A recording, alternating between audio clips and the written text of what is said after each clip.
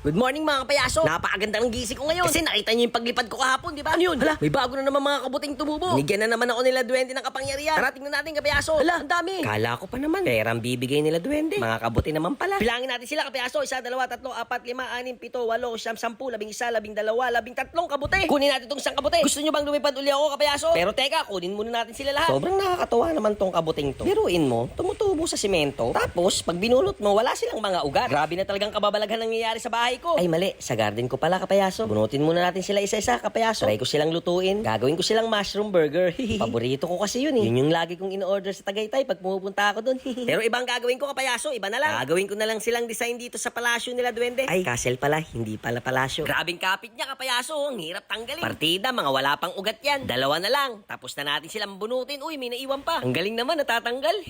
Uy, ayan kapayaso, nabunot na natin sila lahat. Angan nyo na kapayaso kung ano ang gagawin ko sa kanila. Grabe, nakakatuwa talaga yung mga kabuti. Ang dami. Pag kinain ko kaya lahat, mas magiging mas malakas pa kaya. Pero wag na, baka matalo ko pa sila Superman, sila Spiderman sa sobrang lakas ko. O sige na kapayaso, gagawin ko na silang design. Kukunin na muna natin yung mga kailangan ko para mapaganda na natin yung bahay nila duwende. Ang balak ko kasi diyang kapayaso, ibabalik ko rin sila kung saan ko sila binunot. Tapos ilulublob ko sa semento yung mga kabuti para tumigas. Para hindi sila manakaw. So ano kapayaso, abang na kayo sa part 26. Pero isang like and share naman dyan para sa walang kwentang video. Bye!